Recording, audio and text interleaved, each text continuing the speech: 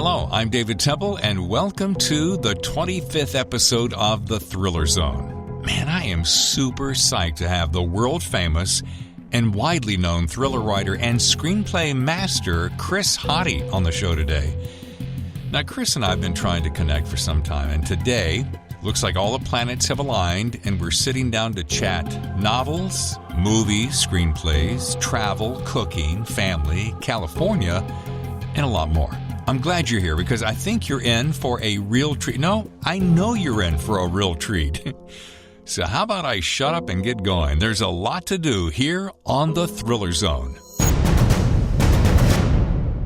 Oh, hello. Hey, let me, I just put some coffee in the microwave. Let me go. Hey, is it all right if I do this outside? Hey, I love it. I actually love it. You know, I did it with one event. And I'm so sick of seeing people's bookcases in rooms, though yours is marvelous. I just thought I'm just trying to mix it up for our wonderful viewers. You know, I'm so glad that you thought ahead. I was just thinking a similar thing, and I thought, well, where could I go? I could go in my backyard, I suppose. And I'm like, well, maybe that'll throw Chris off. He seems so uptight about everything. Yeah, very sensitive. All right, David, I'll be right back. All right, I'm going to go get some coffee too then. All right, good idea, right? All right, yeah. While Chris and I are getting coffee, I wanted to take a quick second to say two things. Thank you for listening to this podcast. I know you have a whole lot of choices in podcasts, so the fact that you listen to this one humbles me. I'm really, truly grateful. Number two, if you like it as much as I hope you do, would you do me a quick favor? I promise it won't take but maybe a minute or two. However, it will go miles in helping this podcast to grow. Go to our website, thethrillerzone.com, if you're not already there, and write a quick review. You'll see it right there in the top menu. It can literally be one sentence, just saying how much you like it. And if you're listening to us on Apple Podcasts or Google or Stitcher or Spotify, wherever you get your podcast, you can leave a quick review there too. We'd be so grateful. Okay, that's about it. Looks like Chris and I are making our way back to the microphones. Enjoy the show. Okie dokie. Yeah. Let's see. How's the framing? Framing looks pretty good. Looks pretty dang special. Where are you out in the... Looks like... Wait a minute. You're not in Venice. No, I moved about 6 months ago. If I was still in Venice. Can you hear me okay? Is this in the right place? The closer you can get, the better. But I mean, it's not bad. What's it sitting on? I got a little doohickey. No, doohickey, yeah. I moved. I'm like you're in LA, aren't you? I'm in San Diego. Oh, okay. I moved from Venice to, this is officially Glendale, but I identify as Pasadena. I love Pasadena. Yeah, Pasadena is fantastic. So I'm on the hill, like right between Pasadena. I'm much closer to Pasadena than I am to Glendale. So I do everything in Pasadena. So yeah, Venice got to be too much, man. Yeah. It just got to be way too much. I was there for about 5 or 6 years after I got a divorce, and I just kind of I had a home in Santa Monica and raised a family and all the schools and all that stuff. But then I was ready for something different. And then it just got too different. Yeah. You know? Well, you put it best, and I often say this to my wife. We lived in Hermosa Beach for 15 minutes when we were coming out from New York, and we came to the conclusion that, and you used this phrase, it's too much. Yeah. It's just too much. It's too much. Too much people, too much crowds, too much traffic, too much concrete, too much... Look at that spectacular background. You have now officially, cheers, the best background. See? Best background ever. I think so. And it's just more fun. I mean, it's a beautiful day. Hopefully the sun, I should be protected for most of the time. And yeah, I did, they paired me up. It was either BoucherCon or ITW. They teamed me up with God, I can't remember his name. It's not Adam Hamdy. It's a Brit guy older than Hamdy. I was really intimidated about meeting this guy. I hadn't read him. And he had just such an amazing resume. He had, there's a lot of ex-military guys in this genre. Yeah. But this guy, serious stuff. He had been taken prisoner and one thing after the other. And he turned out to be the sweetest, nicest, most fun guy. Wow. And a fantastic, he afterwards he sent me some of his work. It was fantastic. But interestingly, I was out here like wearing my sunglasses in the blue sky, and he was in shadow because he has such a history in MI5 or MI6 or something. He hides his identity. He never reveals his identity. So he was in this like shadow. Wow. And then I was like, the nerd in Hollywood, out here he had been a consultant in Hollywood. He had done consultancy on one of my all-time great action sequences in Heat, the shootout in the street. He did consultancy on that. And I'm supposed to like talk about Hollywood to this guy. Best shootout ever, right? I mean, I just kind of like, a lot of times I find when I do things with authors, other like two tops with authors, I don't know. It's only been a few of them. He was such a sweet guy, but I'm not going to name names, but there is a guy whose name I do remember. I'm not going to mention it, but we're not recording now, right? Yes, we are. Oh, we are. Oh, sure. I take everything, dude. I'm old school. Okay. Well, it's all right. I'm not going to mention his name anyway, but oftentimes I feel like I have so many questions. I hate talking about myself, and I like asking questions. So I become sort of the de facto moderator in a way, and just ask questions. And this guy, I'll figure it out. He was fascinating. I loved him. All right, there's a couple things I'm going to say. First of all, I'm not sure that I'll be particularly fascinating, although you can ask all the questions you want. Number two, I don't have nearly the track record that you do, which is part of the reason I'm having this. But I do have a track record in radio, which gives me some pretty good pull to do podcasts. Oh, you got the pipes of a voiceover artist. Yeah. It's amazing. Well, luckily, voice. I spent 30 years doing that, so thank you. Yeah. But I know something about you, and that is you're a freaking engaging guy. I knew it intrinsically. I knew it somehow. I just somehow knew it. And then when you got on here instantly, I'm like, boom, this is the guy I was expecting to meet. Good. So listen, we got almost all the time in the world, at least an hour-ish. Hour and a half, and I have so many questions, but I'm going to ask you a couple of questions about you, so just get ready. Yeah. It was Thriller Fest 2019, my first one. You were giving out Arcs of Deep State. I wasn't there, but they gave out Arcs of Deep State.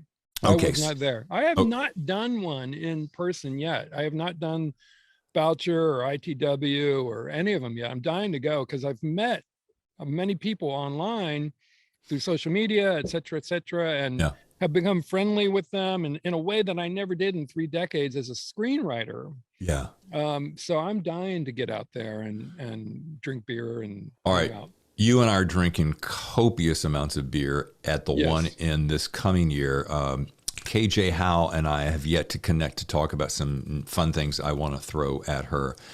But so I read Deep State in probably, I don't know, a day. It was just great. Haley Chill is freaking awesome. I have not finished Savage Road. I've been just too many stacked, but I have read enough to get a really good sense of where she's going, and I want to talk about her. Let's talk about her as we slide in to talk about you. And so Savage Road, it's about cyber attacks, but since you're more intimately familiar, how about you give my audience kind of a description, inside scoop of that really, the tasty reasons they want to read that book and then get a copy today. Well, it's always difficult for me to talk about the books in their tastier aspects because so much of my work relies on twists. Right. And it's even hard to talk about Savage Road if people haven't read Deep State. So I'm always very guarded, and I'm always concerned that I'm not making it a very appetizing morsel of my descriptions, except to say that Savage Road definitely can operate as a standalone. You don't necessarily have to read them in order, though it helps immensely. And I just did my first in-person event in Indianapolis at the Carmel Library event, which was a lot of fun. And I was asked that a million times. They had, well, probably not a million, perhaps dozens of times. It was a really great event. They had lots of people there. And they had both of my books for. All right, I lost you for just a quick But anyway, second. Savage Road. Yeah. Maybe the outside thing is, maybe I need to get one of those boosters. Get a Though booster. It seems like I have enough bars there. But anyway, yeah, the way the book came about, you always need to find the big bad, right? I mean, Sure. what's the issue? What's the big issue? And so this is so long ago that I conceived this book. I feel like I'm talking about ancient history, but I just got on our good friend, the internet, and just what's the biggest threat, facing America today? Because my books are primarily domestic and not just set in the United States, but also in a loose way. And I've talked about this in the past. I'm interested in the ways that we can defeat ourselves, and the way that we, or people or institutions, etc., can undermine this wonderful experiment in democracy that we're all enjoying today. And so the thing that popped out was, and this really does feel like ancient history, but was, a cyber attack. Sure. And after I did my research, I read a stack of books and found as many articles online as I could about what exactly all of that entailed. I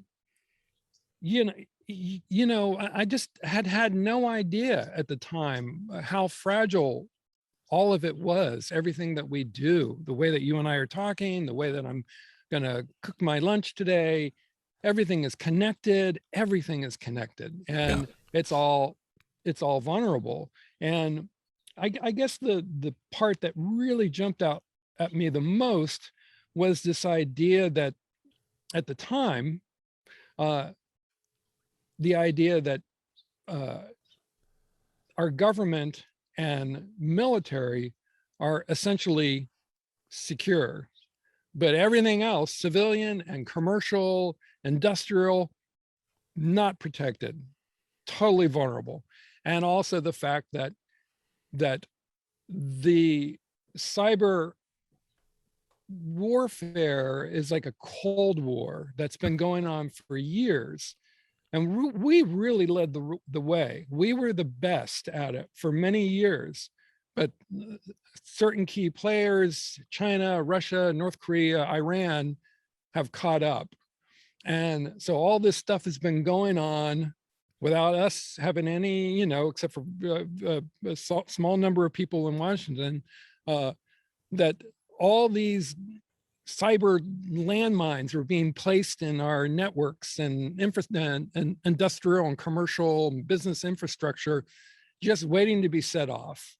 And so after I finished all my research, I ran out and purchased a generator and 30 days of freeze-dried foods, because I wasn't much of a prepper, and I'm still not a prepper, but it seemed really careless not to do something. Sure. It's like living in beautiful Southern California. If you don't take some preparations for an earthquake that will come, you're just, you're not living smart, and you're not taking care of your loved ones. So anyway, with that material, I just set about creating a story for this big bad, the sense of like a continuation of Haley's Chill's story.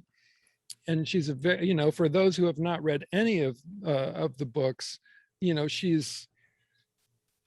she is a young woman of relentless determination, pure idealism, and fairly proficient skills, but she's ass-kicking machine. she's an ass-kicking machine, but she's not. I took some pains. And whenever I read a reader review suggesting that, she's a super woman or, indestructible, I take I take mild offense to that because I really wanted to create more of an every woman and every person. And you did it. Yeah, I think I did. I You don't think did. you're reading it entirely carefully. I mean, that it was necessary for her to be able to be a player in these scenarios that I create.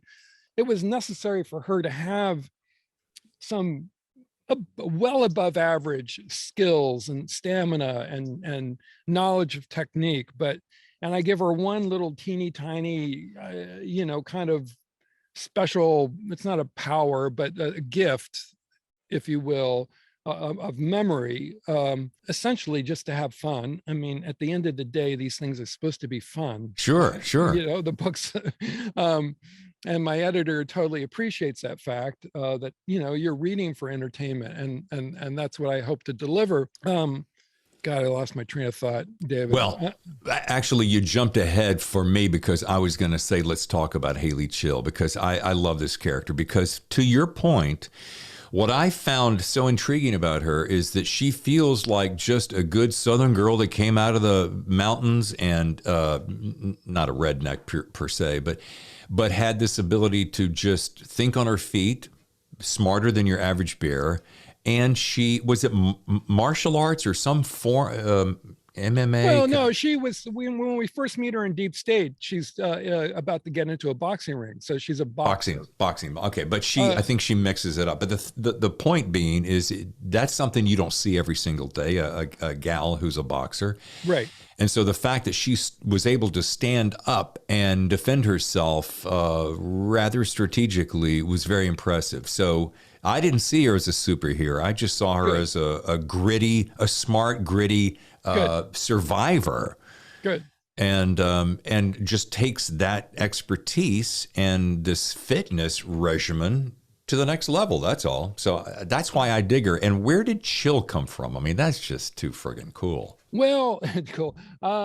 It came from, putting together character names is sort of like putting together titles for your works. And I love it. Isn't it fun? It can be either really fun, sometimes very easy, and sometimes very difficult. I think, I don't want to date myself, though. It's kind of obvious in a video podcast, but I think it was sort of, partly wanting to find a cool name, and also, remembrance of a childhood crush on Haley Mills or something. So, wow, you are dating yourself. Yeah, a little bit. So that's where that came from. Yeah. Okay. Yeah. Okay. But yeah, well, I mean, to your point about her physical skills, I think what,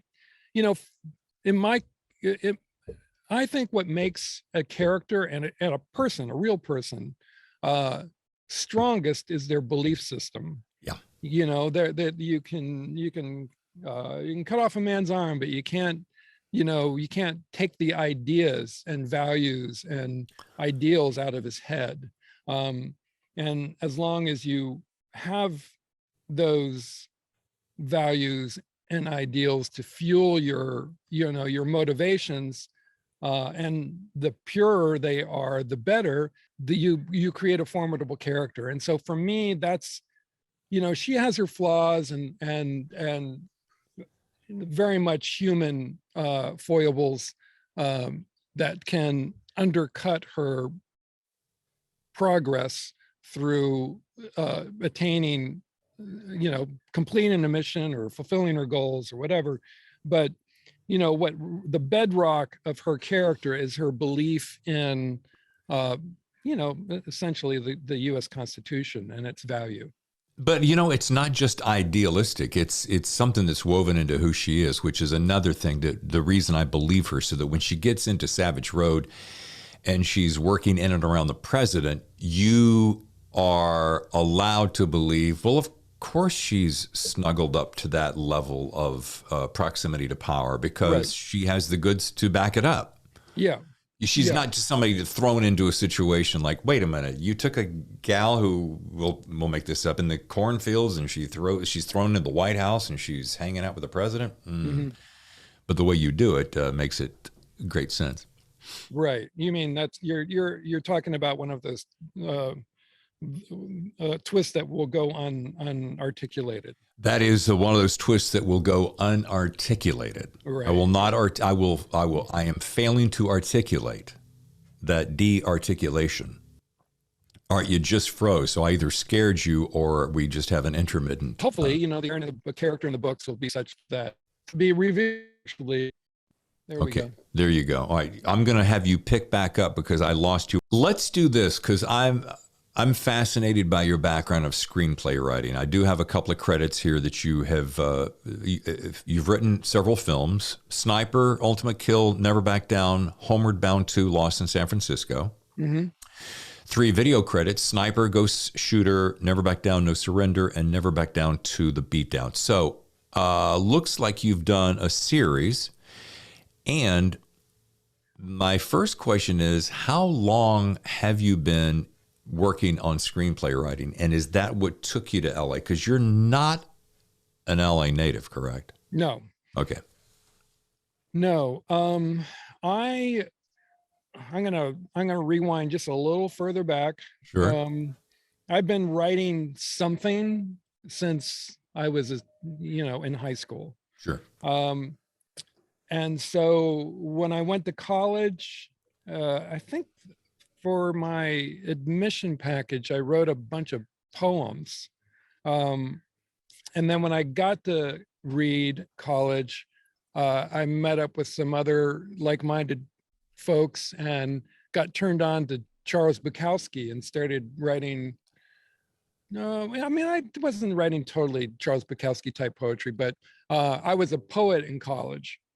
And then towards the end of my college years, I was introduced to Sam Shepard and his plays. Oh, yeah. So then I decided I would move to New York and write stage plays, which I did for a number of years, and made exactly $0 doing that.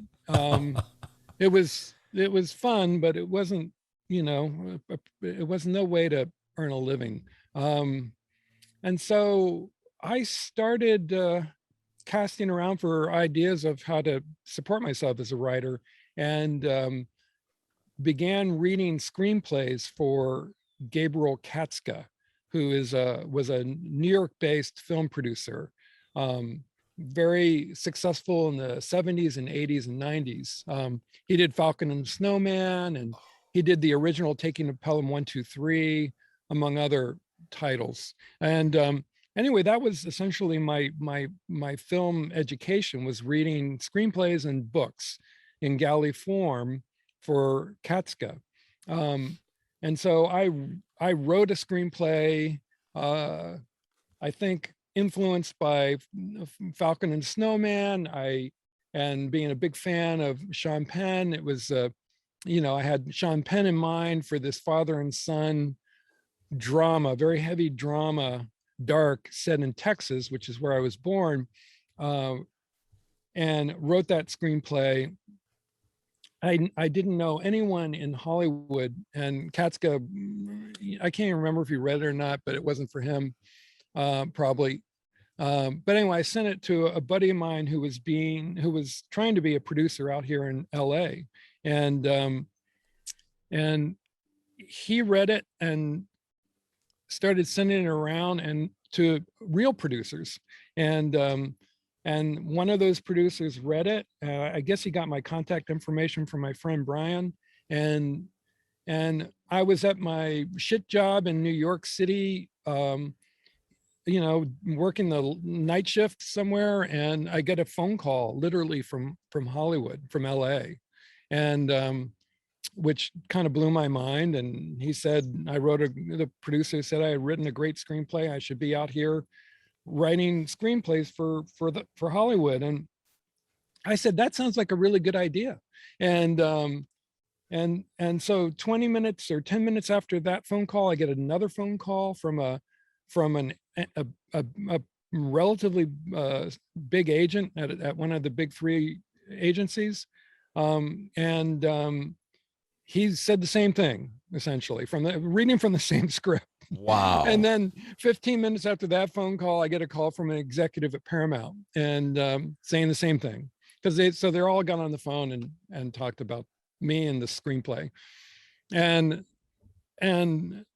so, this was all really heady stuff. I've been banging my head against the wall in New York City for 8 years trying to become the next Sam Shepard. And here suddenly overnight, I'm discovered in Hollywood.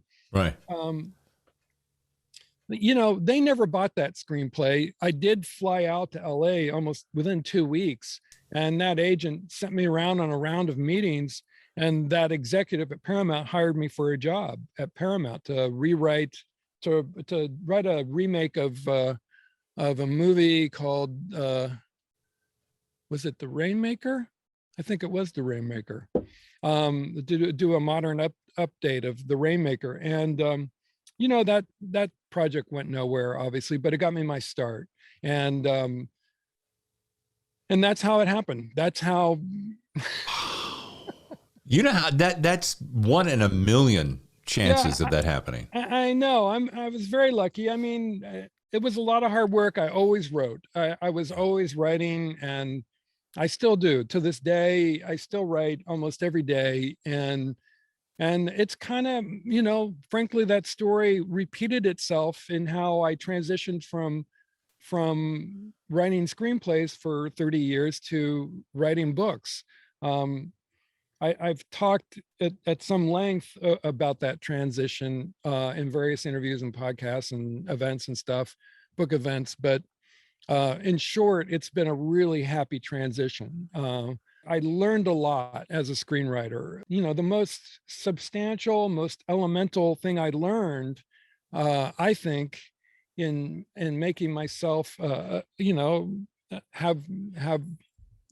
a reasonable acceptance in publishing, is to write in a way that engages your reader, because it's so difficult to get people to read in Hollywood. No one wants to read.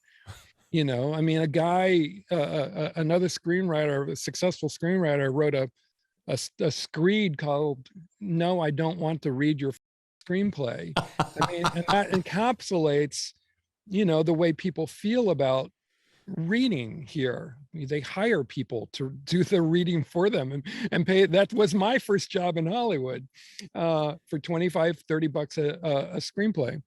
That's how little people want to read. So in order to get people to keep turning the pages, you have to really write prose and dialogue that every word counts, and it just has texture and interest, and the story moves and pops. And so I think I brought that with me, and that's how I wrote Deep State. Deep State was my first book, my first novel. And I hate to admit this, but I really didn't know what I was doing in terms of what was expected of me. And I think that helped, because I just did what I wanted to do, because it seemed instinctively, it seemed right to me, and fun, and had a way of carrying a reader forward, because that's how I write. If I write and I'm just feel like I'm just typing, I know that it's time to step away from the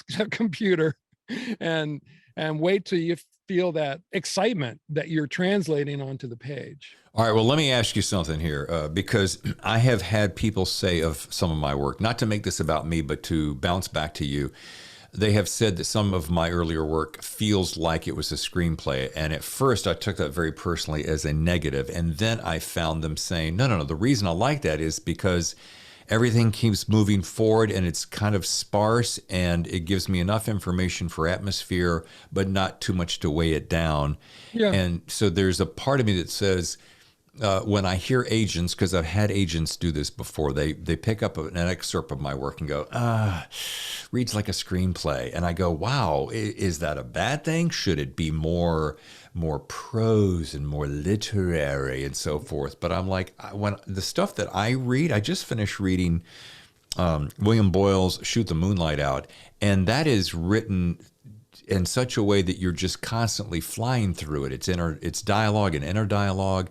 So I guess my question is, Chris, do you find yourself that having come from screenplay writing, well, evidently it's benefited you because you've banged out 2 books that are both very character-driven and action-driven, very little waste of anything, take out the words that don't drive the story forward.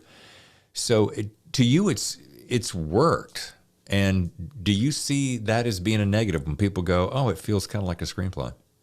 Well, people say it in different ways. You're like, oh, you're thin, or oh, you're thin. It's like so it's like some people say it as an indictment. And honestly, after 3 decades in Hollywood, you get a very thick hide. Yeah. So I want people to like it, and I want the more people who like it, the better. I want to sell a ton of books, but I also want to feel good about what I'm doing and feel proud about what I'm doing. And I need to do things a little differently. I mean, I've said it before. I'm the weirdo. I do things a little differently, and some people like it, and I think more people like it, honestly, and some people don't. And if you don't, you can't please everybody. So, I mean, one of the devices that I just did because it seemed at the time, it was literally spontaneous when I was writing Deep State, was to flash forward with secondary characters as they were leaving the stage. Just give you a brief paragraph, if that, of like what happens to them, and more to the point, like how did their experience interacting with Haley Chill, how did that affect their lives going forward? Why? Because I'm interested in that. I hate like not knowing. It just is fun for me to imagine it. And I think maybe the idea of it came from where, like, at the end of Animal House, where they tell you at the very end and during the credit sequence, what happened, various characters as they went on. And it's oftentimes done for comedic effect. I'm doing it for a slightly more dramatic effect. But, some people, if I go on Goodreads or Amazon, some people go, oh, I really hated that. It distracted me. I don't care what happens to those characters. And I'm like, well, I don't know if I'm going to keep doing it. I do it a little bit in Savage Road. I can't remember if I did it in Storm Rising now, to tell you the truth. I think I did a little bit. But I got to do things to make you happy. I know I just have to be who I am. Sure. I'm not Tom Clancy. Right. I'm not going to write like Tom Clancy. I'm not going to sit down and go, I've got to write more like Tom Clancy to sell Tom Clancy numbers of books. Right. I don't think I'd be very good at that. Right. I really don't. I got to do what I feel good about and what I feel like I'm good at. So, and what I read, I mean, I'm reading Jonathan Franzen right now. Very, very, traditional, conventional, not in my genre, but in terms of prose writing. I mean, you can't get more sort of straight up conventional fictioning than that. But Jonathan who? Jonathan Franzen, literary fiction guy, but he's such a good writer that, I can read that stuff. And so do you find yourself learning something while you're reading it? From him, not so much, just because I know I could never be that writer. But, for inspiration, sometimes before I start a project, I'll pick up someone who is like light years above me, but just like a stylist who I'm not saying I can write as good, but their style and the way that they deal with language and tell story is something that can just spark me to sit down and be as good as I can fucking be good at this. Right. And so like before I started, I'm working on book 4 now. So I picked up, and I was like a little bit of a slow start. And so I picked up Cormac McCarthy. Oh yeah. And it's just like his language is more like his prose is more like in line with what I do than Franzen is. So I'm reading Franzen just because it's just so great to read. I enjoy it, but I read it more in my genre, but for that kind of, because I want to read the people I'm becoming friends with, but I don't really want to know how they do it, because they have their own way. So I have like these sort of aspirational guys who I'm not even aspiring. I wouldn't even say that. I'm just like as inspirational, I guess is the word. All his books I've loved. And I know he's not particularly, there's gripes, but everyone's griping in this day and age. So you can't. Who gives a shit, Chris? Can I just say that for the record? I don't, but but it might not be terribly cool to like be saying how much I love Jonathan Franzen, though he doesn't, he certainly doesn't need my approval. Yeah, but my point being is you like what you like. I like salty, crispy snacks. My wife likes gooey, sweet snacks. I don't like sweets. She's not all that keen on salt. Doesn't make it either one of us wrong. It's just what we like. Well, certainly. I mean, that's why I always, if anyone starts getting chesty about a particular book or movie or TV show, and like, how could you possibly like that? I'm like, it's entertainment. We're not talking about math. We're not talking about climate change. We're not talking about physics. This is art and entertainment. I have 100 questions that are riddling through my head, so I want to make sure I grab a couple of them. One of them has to do with Cormac McCarthy. Where did a guy who comes along and in some ways uses either no or very little punctuation, where did that guy come along and go one day, I'm going to use no punctuation. I don't care what anybody thinks about it. And all of a sudden everyone uses him as an example of something fantastic. Yes, he is a great writer. Don't get me wrong. And there's so many of his books that I really love, and that's a little bit of a tangent. But my point being, he was his own rule breaker at one time. So he broke the rules and they worked for him. Yeah. I mean, it dovetails with what we were talking about earlier, David. I mean, on the occasions that someone comes to me and they want to be a writer, or whether it's in screenplays, I have a different rap for people who want to be screenwriters, but I can pick, you can give me a page, tear a page out of any Franzen novel, tear a page out of any Cormac's work. I'll be able to identify that without seeing a title page. I mean, for me to be interested and for me to be an engaged author, I need to know that I'm speaking with a voice. And so when I sat down and started working on Deep State and realized how much I was loving it, as opposed to, my experiences as a screenwriter, which is a whole nother story, but I just felt like George W. Bush when I did that. I need to know that I'm writing with a voice, and I'm still working on it. I mean, it's developing. I mean, like I said, I just sat down on a whim and started writing Deep State, and now I'm on book 4, and in some ways book 2 was harder to write, because now there was stuff at stake, expectations. I had to I didn't want to be a one-hit wonder. And I was more careful, I was like, it's like a baseball, it's like a hitter in baseball. It's like he starts to press, he's trying too hard. And so that took several more drafts. I had to go through that and kind of, massage it and loosen things up. But, and ultimately I think it came out great. The second book, just learned it got nominated for a Golden Poppy. Wow. Right?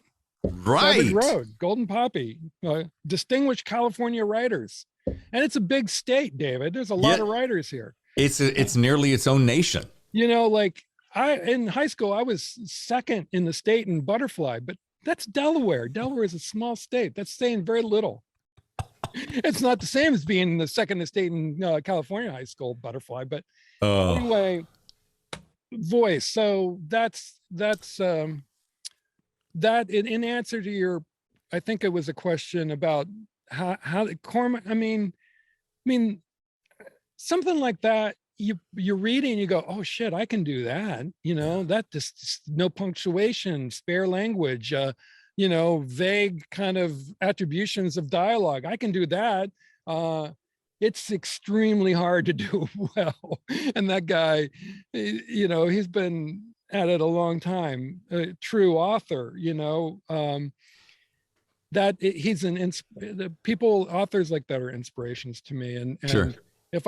When I pick up books and I don't feel that voice, it becomes difficult.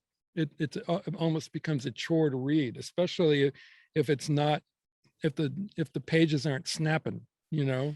So, you know, these are all just ideas. I'm going to insert something here, and I don't always do this. I mean, the show is also young enough that I just haven't done it before. I'm going to launch something in December where I'm going to start doing reviews as part of the adjunct to the rest of the show. But I'm going to do this with you because I know beyond a shadow of a doubt we're going to be in touch. There's a simpatico I feel with you for some reason. And so I'm going to recommend Shoot the Moonlight Out if you haven't read it yet with William Boyle, because I want to sit down with you later and talk about that book and how it affected you and if it affected you the same way it affected me. It's just a riveting book. I want to go back to something about screenplays because I'm secretly fascinated by it. I dabbled in screenplays, a few years back. I would write one after the other. Only one of them went anywhere, and it was my very first novel that I wrote when I very first self-published, and I turned it into a screenplay, and then I turned it into a film, and I actually sold the film to Netflix and Amazon. So I must have known something I was doing, and it's on Amazon and Netflix right now. But, no one ever said to me, or they did say, you're not really much of a screenplay writer. So to that point, I thought, you know what, screw you. It just isn't hitting you the right way. And I agree with you. You do. I did 3 tours of duty in Los Angeles, and you have to get to the point where you go, fuck off, because, you're going to do what you're going to do. So I think the fact that I was able to turn that into a screenplay and then a movie myself that I actually directed and raised the money for, I was just so determined. I was so Haley chilled, man, that I was going to do it my way.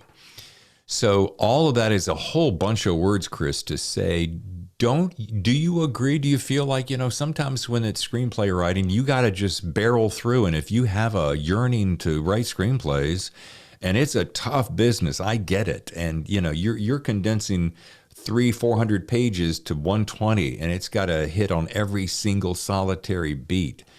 But run and with reckless abandon, wouldn't you agree? And just go after it? There's a lot in there, buddy. You got to chew on that a little bit. Well, no, it depends on what your ambitions are, and so to say, I want to write a screenplay. I always, if someone says that to me, I always ask them, well, for whom? Who? For the studios to write your indie? To get a job writing screenplays or TV shows you can break it down in many different ways. So if you have a very personal story, I just got contacted. Someone emailed me from my website, my author website, and she was a librarian, I think, on the East Coast, and she had written a book. And it was something to do, I can't remember what it was. It had something to do with autism, and I can't remember who the characters were, but she wanted me to consider writing the screenplay adaptation of the book. And, I don't have, I'm busy with my own projects. That's not Sure. something I can. But I said, why don't you write that yourself? You know, I mean, it's a personal project. No one knows those characters in that story better than you. Um, and the scale is small enough that not, you know, if it came out really good and then you gave it to a director who directs indies and you went around and got financing years later, it might turn into a movie, and who knows, it might be an amazing movie that goes to Sundance. That's a totally different path from I want to write the next Avengers movie, you Right. know. Right. I don't even know how you do that, to tell you the truth. I mean, that path, I don't know how that happens, honestly. I mean, that is not my that's not my type of movie, the superhero movies. So I don't know how those guys get those jobs.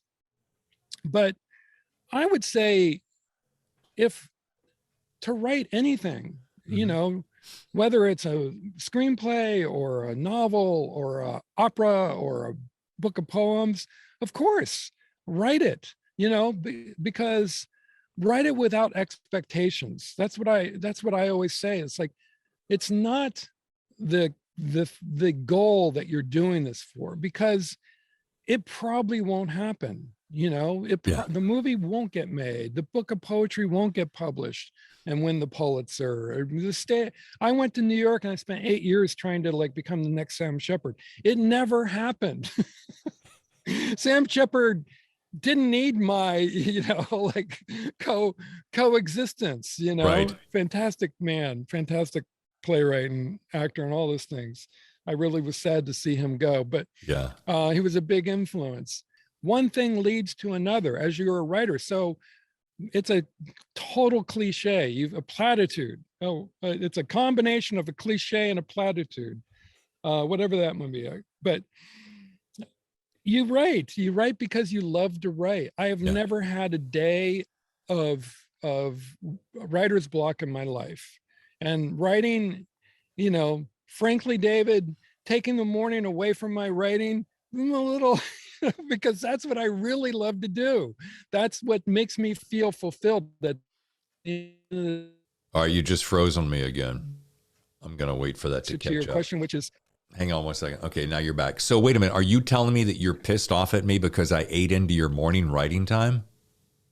I am. I'm not pissed off. Oh. I'm mildly, I'm mildly, no, not at all. I'm teasing you. Okay. But that's how much, I mean, I'll get my work done after lunch for sure. But you had me, but you know what, dude, we could have, I mean, if all of a sudden you said, you know, Dave, no, I'm teasing your sucky little show. Could we do this at 1 o'clock when I'm done? I mean, no, you're ridiculous. I'm never done. I take a quick lunch and then I get back to it. Okay. Wait, let me interject a real quick question. If you're all right, you've got these two. You got Deep State, Savage Road, and Storm Rising, which we still have to talk about. You're working on number 4, but let me ask you this because I'm really curious about this.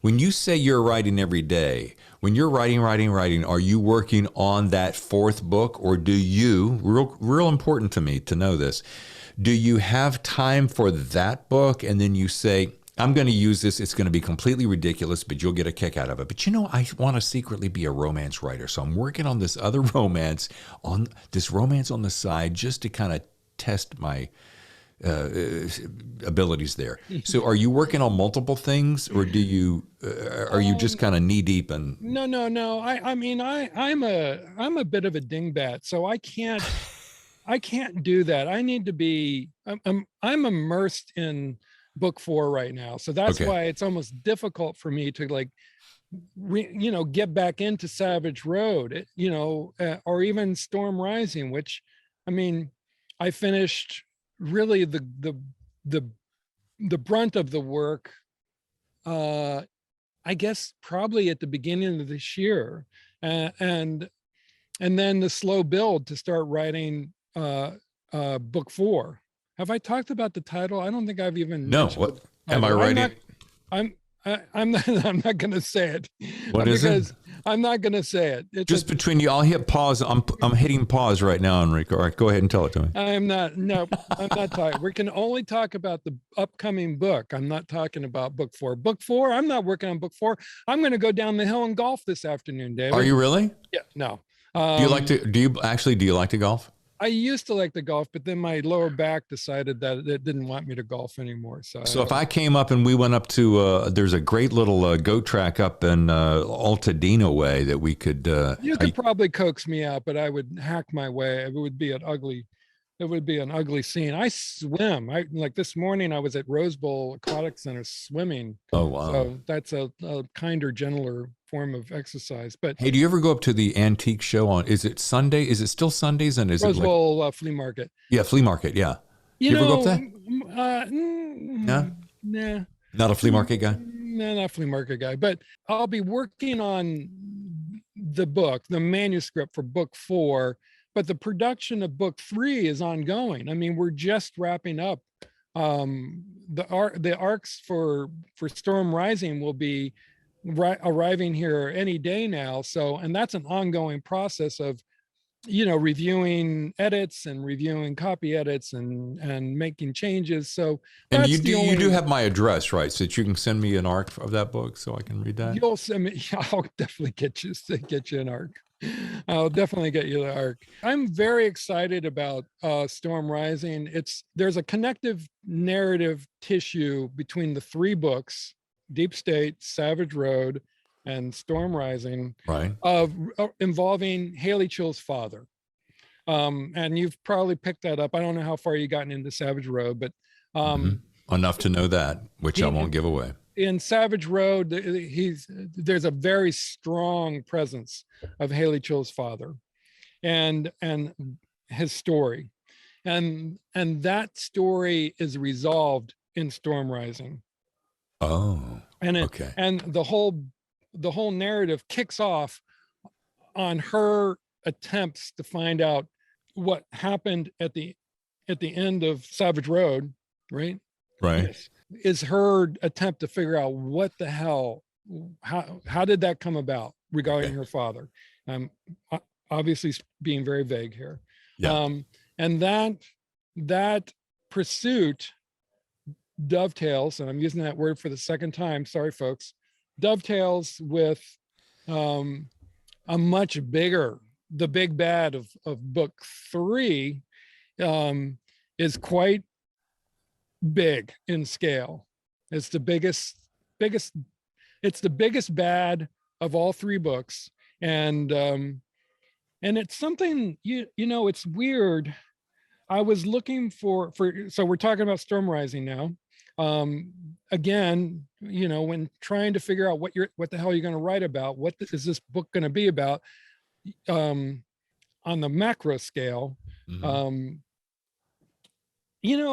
I think I had seen an article about issues of white supremacists in the military, and I found a smattering of articles about it. It wasn't like, it didn't strike me like that this was not a big issue, but for me it seemed like an interesting issue, just fraught with dramatic potential, because the military, I don't have experience in the military. My dad was in the military, but it's its own subculture. And so I looked into it and started to build out the story around it. And then while I'm writing it, the issue becomes a much bigger issue in the media. And plenty of people will dispute the fact that there is any issue or problem of white supremacy in the military, in the US military. Things as they developed in the news since writing that book, it's just it's become something of interest for me. Could you be any more vague, please? Yeah, No. I really can't. I don't think I can. Side note, I love the cover of Storm Rising. It's not on your website yet, I noticed. Yeah, I need to work on that. Yeah, could you work on that? Because I really want to see. It's such a sexy beast of a cover. I'm super excited about the cover. So like it. I love that cover. Yeah, get on that, would you? I'm going to get on that. It's Chris? I mean, it's weird. That book doesn't come out till May. And so the books came out in January. So now I have much more time. It created a bigger time between the two books. The one that, Savage Road was released in January 21. This book's not come out in May 22. So I just haven't gotten around to updating the website to reflect the release of the book. But let's talk about that though. Here's the question. Do you find it beneficial or non-beneficial to be talking about it today? This is the end of October. It doesn't come out for another 5, 6, 7 months. Is it 7 months? November? Yeah, 7 months, six and a half months. Yeah. I did that off the top of my head. I didn't even use my fingers. Thank you, Rain Man. Thank you. So my question, I'm happy to talk about it now because I like you and I like your writing and I want to talk about it. However, I want to read it first so I can get really super geeked. So I guess what I'm really kind of getting at is you want an arc. Well, no. We're going to get that. We're going to have to come back around, I don't know, April, May before it drops, right? Yeah, I'll definitely come back. Okay. So we'll just do the show from the golf course, maybe, or your vineyard there? It's right down the hill. Okay, gotcha. It's right down the hill. It's right there. That's I'm sure we can drop in and play 18. Yeah. Play 9. Hey, listen, I'll be I always look at it this way. You can play 9, not feel very hurt at the end of it, lower back. I get that. Right.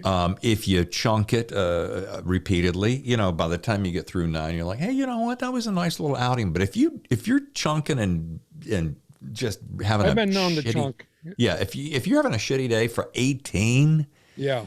That's terrible. That's not pretty. It's not. Nobody wins, Chris. Nobody. How wins. often do you get out? Are you a player? I do like to play. Here's an odd thing. I'm either in here doing podcasts or writing, and I've got one of the most gorgeous courses right up the hill, Encinitas, right up at the top of the hill, and I don't have anybody to play with. So, I go do pickups or something, or, if you came down, we could do it. But yeah. Well, when the book finally comes out, I'll do events down there. I go to Warwick's. So yeah, maybe I'll build in a little quick 9 or something. I think that would be delightful. I want to be sure that I don't eat up all your time. We've covered Deep State, Savage Road. We've talked about as much about Storm Rising as we can. We're going to get that up on the website. We're going to read the arc. I'm so excited about number 4, which is being called Unnamed. 4 is going to be amazing. It's so amazing. It's going to be amazing. Tell me why is it going to be amazing, Chris? Well, because it's not set. Okay, I can talk a little bit about it. Okay. Because we're friends. It's set in Hawaii. Okay. Which is totally weird. I think putting Haley Chill in Hawaii is such a freak out. So that's going to be fun. Okay. And I'm all of my books, especially books, Deep State and Storm Rising, there are controversial elements to them that could potentially piss off people, and I'm all right with that. I mean, I feel good about where I go with all this stuff, and I share. Obviously I share a sense of idealism and love of country that my character does, my franchise character does. Sure. Needless to say, book 4 is pure thriller. There's just, it's got I think a particularly diabolical plot with great characters. What are you writing now? Well, just taking notes. Just taking notes. So Pure I'm really thriller. excited about it, but I'm always excited about whatever I'm working on. You have to be, or otherwise you can't get in there every day. And Sure. um, but And what's your goal every day? 1,500, 2,000? I've been taking it easy. So I do anywhere between 1,000 and 1,500 a day because I have the time and it depends. So sometimes where I get to a really great section, it'll just pour out, and other days you got to do a podcast and you can't get to it. So Eats up your time, messes up your mojo. Yeah. These clowns just coming out of nowhere asking you the same old questions that everybody asks you. I'm getting emails from David Brown every day. It's like, can you talk to this guy? And I'm like, seriously? Yeah. No, it's good. I love talking about it. Sure. But I want to, I'm cognizant. I don't want to be boring. So You're not, Chris. It is impossible for you to be boring. Well, that's kind of you to say, but I don't want to repeat myself either. So I try to come up with new things to talk about. And I feel like I felt like we covered some good ground, especially talking about voice and Cormac and Franzen and writing, and that's all good. That's new stuff. Dude, you're a fascinating chat, and I if I wasn't just crushed on time, I literally could probably sit here and talk to you all afternoon. What are you going to do next? What happens next? Well, I've got to run my wife. We're a one-car family. I've got to run her to a gig, and then I've got to be cutting on yesterday's show that will air next week, and then I start cutting on your show that will air on Friday. So I've got a few things to do. How long has the podcast been going on? How long have you been doing the podcast? You are episode number, you're 20, I think you're 24, you're 25. Yeah. You're episode 25. So 25 weeks. Wow. Wait. Who was number one? May Cobb. Who was your first guest? May Cobb. And that was in June. So it's really I just started it, dude. And I'm booked now through January, halfway through January. One a week. One a week. Actually, I'm going to do a little something. And this is the first time I've announced it. So I'm announcing it on the Chris Hauty show. I'm doing 2 episodes a week for the month of November. Because there's just so many people to get to? So many people to get to. I've just had an influx of great people wanting to be on the show. And it's my way of having Thanksgiving. I'm giving back, Chris. That's good. Yeah. This is a great community. I've said this stupidly a million times, but I'm so can you hear me? I'm getting that message again. I'm just so happy. I'm just like dumb with happiness of being part of this community. It's amazing. People are so supportive, and I'm just like the guy who's been released from his 3-decade-long captivity in someone's mansion in the Hollywood Hills, and where I've been like pounding out screenplays for it's just so great. Everything about it is great. And I love the fact that writers like you and the crew review guys and the Ryan Stacks and everyone all are doing these podcasts to just talk. Well, we just love the art form. I love podcasting because my first career, I think you knew this about me, was radio. So I did in all the major markets. And I did that for 25 years, took 20 years off to do other things. And now I'm coming back around and I'm going to do the next 20 doing podcasts because, as I said to someone recently, I don't remember who it was, the best thing about podcast is it's international radio. We've got some of the... I'm reaching people all around the world. Yeah. And I get to talk to cool guys like you about guys who are out there making it. Now, you're traditionally published. I'm a self-published guy. But I hold hope, Chris, that one day maybe somebody, Emily Bessler perhaps, would see my stuff and go, "Oh my God, David, you're fantastic. You're almost as good as Chris."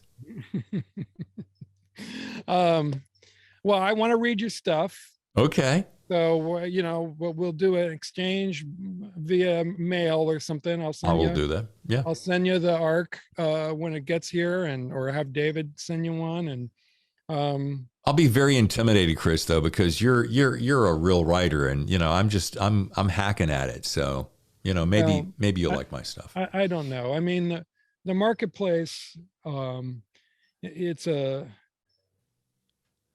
fickle beast. Who knows? I don't, like I said, you have to, I mean, the things I wrote for Hollywood that were my own, they never got made. I mean, Never Back Down was an original, but it was sort of written to hire almost. But the ones that were like sort of the things that really just sprung out, I mean, they didn't get made. But thankfully, when you do something like that in Hollywood, you write something that like, not in a million years we're going to fucking make this movie, but will you write our sequel to Talking Dogs and a Cat adventure period piece? And I'm like, yeah, sure, because I know it'll get made.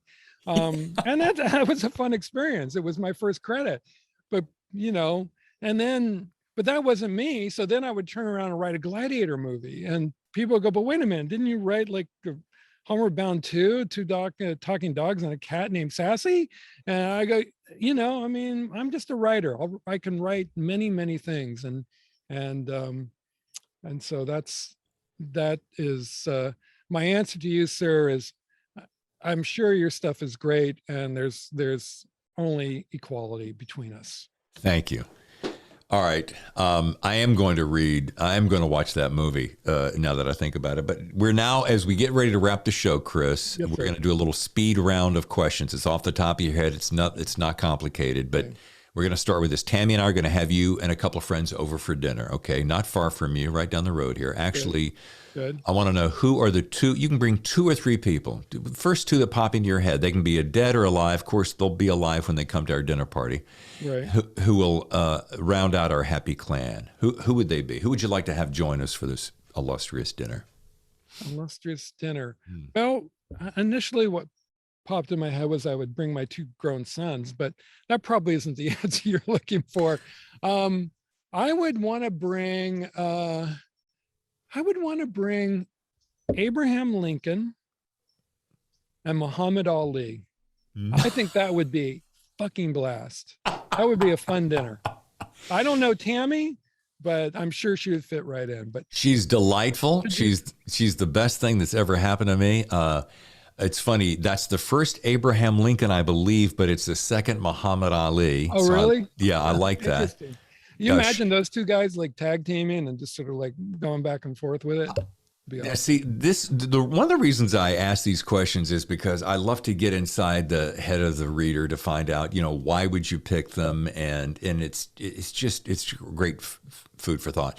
All right. By the way, you're going to bring a covered dish with you. I know you like to travel, which we didn't even talk about yet, but I know you're a bit of a cook. So what would you bring as your covered dish, as we say in the South, and or a beverage? Just while I'm thinking about it. I make a pretty damn good pot of black beans. Oh, I would bring the black beans. Ham hock in there? No, I just some onions. No, it's just they're tasty. They're good. No ham. Okay. I'm not a vegetarian or anything, but yeah, I don't do that.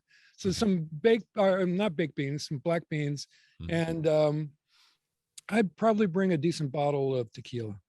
Oh, you're a tequila fan. Yeah. Yeah, my wife loves tequila. Now, it brings out the beast in me. So I think Abe and Ali are going to really see another side of David.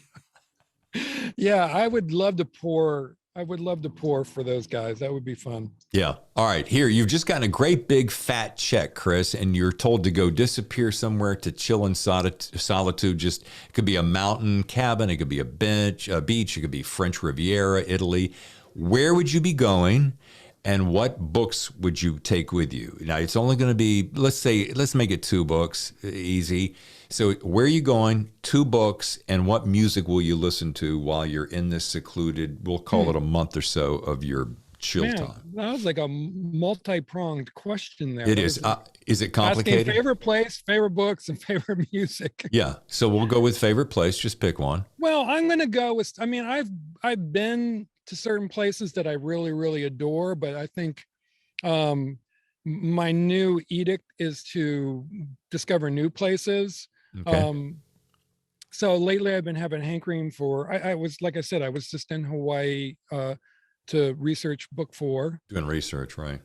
I know I say that Right.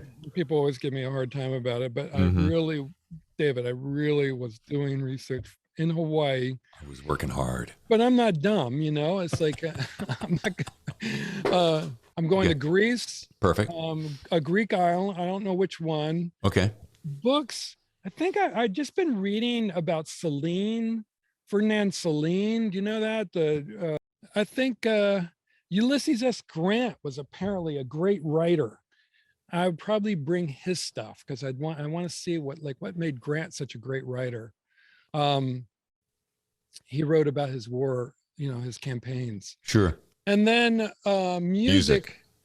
I listened to uh, I listened to a lot of kind of I don't even know the names of these groups or artists. It's just mixes on that Spotify has figured out what I like to listen to. Right. But I guess I would probably, considering where I'm at, I think I would bring some good, you know, jazz. Like, you know, it seems a little cliched, but I just think given that scenario, like Miles or Coltrane Oh yeah. and that sort of, you know, a nice small house on a cliff overlooking the GNC and Yeah. reading Grant and listening to, you know, Some kind of blue. some kind of blue. Yeah. Okay, last question, Chris Hauty. What's the one thing you cannot live without? Well, my boys. Okay, Yeah, my 2 sons. fair enough. Where are they now? They're local. Okay. One is in med school, 3rd year med school, and he's nearby. He's doing his rotations now, 3rd year, so he's all around here. He's actually working in Lancaster in the prison right now. I can't wait to get the debrief on that. But No doubt. and then my older son is just down the road here in Echo Park and a musician. So yeah, I mean, you know, my sons couldn't live without That's him. awesome. Hey, speaking of prison, and this spurred a question. If I was going to send you a book, and I'm only going to have an opportunity to send you one because you're a busy guy, would you rather read about a female ass-kicking private detective in Hollywood, or a book about it centers around a master chef in San Francisco, but the antagonist is a prison warden who has a very dark obsession? B. If you like Silence of the Lambs, you'll like the book Devour. Yeah, that sounds great. All right, that's what I'm going to send That's you. a great title too. Thank you. I think you might like this. Chris, I cannot tell you, and I'm not a man of hyperbole, how much I thoroughly enjoyed this. Good. I had a really good time too. It was a lot of fun, David. I appreciate it. Let's do it again right before Storm Rising in April. Would that be too soon? No, that'll be great. And then another time right before the next book, which is called Storm Rising. No, the one after that. Oh, I'm not telling you. But I will tell you this. I'm going to give you a little nugget. Yeah. I will give you a nugget. And I am sworn to secrecy, Okay. but I can hint. And I'm always hinting. I can't really talk about, I feel bad. Like I can't talk about my books enough in detail because I don't want to give stuff away. Sure. But I will say this, David Temple. If you or anyone who is listening or viewing likes what you've read in my work and is interested in Haley Chill, there very well could be something for you before May 3rd and the release of I'm just saying that. David Brown, sorry, man. I just had to say it. Could be something. Could be something. Could be something out there. Could be something. You heard it here first, folks. It's a secret. Chris Hauty, thank you again, man. This has been a blast. Yeah, a lot of fun. Let's do it again. Let's play some golf and Yes. Drink tequila. And drink tequila afterwards. I never drink and golf. And thanks for having me on the show. My pleasure. All right, sir. That was all sorts of fun, wasn't it? What a cool dude. And a great writer. Thanks again, Chris. Okay, now on to next week's show. And this is where I share some really cool news that you heard first on the show. For the entire month of November, I'll be hosting not one, but 2 shows a week. That's right. They'll air on Mondays and Fridays for the whole month of November. Why? Well, we just have so many people who want to sit down with me to talk about their books. And me being a lover of great stories, well, I have a hard time saying no, frankly. So next week, you'll be meeting 2 gentlemen you're really going to enjoy. On Monday the 1st, William Boyle is my special guest. Bill is the author of Shoot the Moonlight Out, and I love that book. I think you're going to love it too. Then on Friday, William, you can call me Kent Kruger, visits us to talk about his latest book, Lightning Strike, another great novel. Both guys are super nice. Their books are so good. And I hope you'll catch both shows. Again, on Monday the 1st with Bill Boyle and Friday the 5th with Kent Kruger. Thanks again for listening. And don't forget to leave us a quick review wherever you get your podcast. It takes people like you to help people like me grow this show. All right. I'm David Temple, and I'll see you next time on The Thriller Zone.